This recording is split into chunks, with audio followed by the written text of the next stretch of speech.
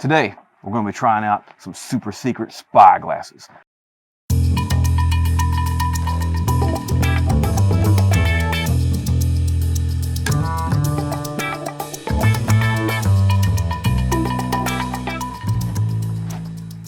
First rule of being a spy, don't be suspicious. So if you didn't know me, and you saw me in these glasses, would you think, that dude looks pretty cool, or would you think, spy? All right, these spy glasses record in 720p. They're just, under 20 bucks you can get a set of them.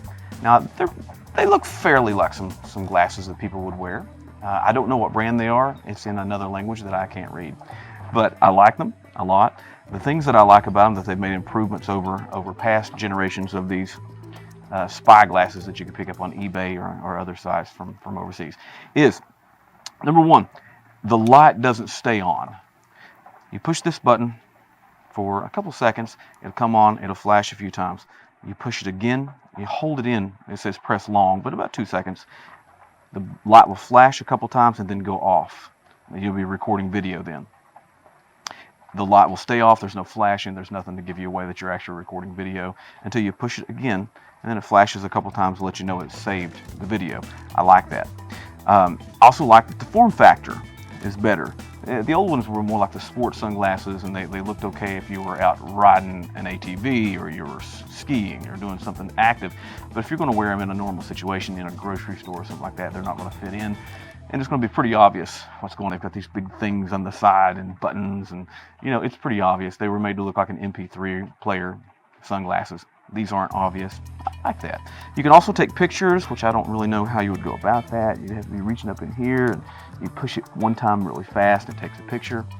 I don't know. I don't see that as a good function. I guess they just threw that in there. I wish they hadn't. I wish it had just been a simple, you turn it on, they start recording video, you turn it off, it stops. It's one button operation. Sometimes that's a good thing, sometimes it's a bad thing. This case is not so bad. It's pretty simple. A lot of the times a one-button operation, they try to do too many functions with one button and makes it confusing and difficult to operate. This operates pretty easy. I like it pretty good. Now, the cons. The cons are these lenses.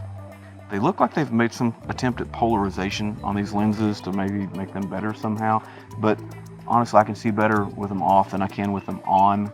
The lenses are pretty cheap, plastic, flimsy, and they distort the vision more than they help. Now, I already wear glasses. I can function without my glasses, but when I put these on, it's going to make it twice as hard for me to function. I'm going to live with it. I'm going to give you a try. Give you a try. Give them a try. So here I am in Tractor Supply. Now, the first thing I noticed is that I didn't know this when I was recording, but on playback I noticed that since the camera is on the left side of the glasses, it sort of slants to the left and not exactly where I'm looking when it's recording. It's not exactly good what I'm looking at. Scaring a friend of mine pretty good. Also the audio. The audio is pretty terrible. For spy glasses, I think one of the more things you would want the most is the audio. This audio has a really, really high noise floor. There's a really loud hiss in it. I'm sure you can hear it. The video's pretty good. The video's not bad at all.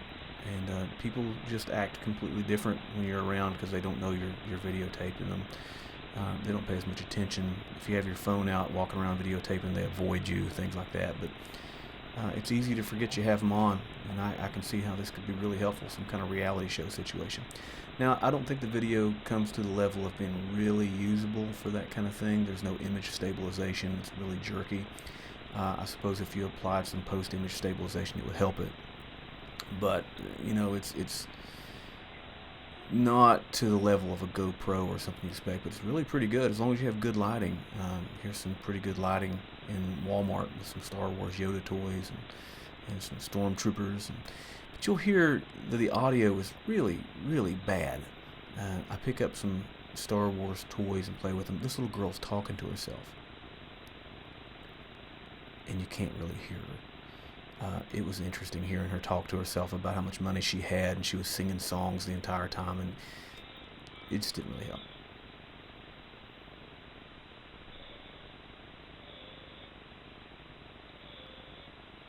Now that little toy is pretty loud. I don't know if you've heard one before, but the Wookiee is pretty loud, and it's just not coming through very good.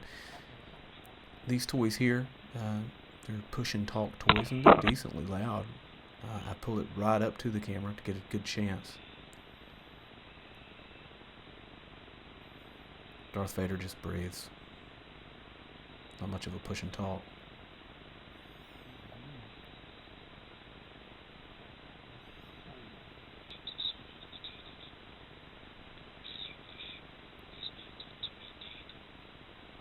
I was quiet there for a second to give you an idea. The volume and the audio on this thing is not really usable. You'd have to have a secondary audio source to be able to use it.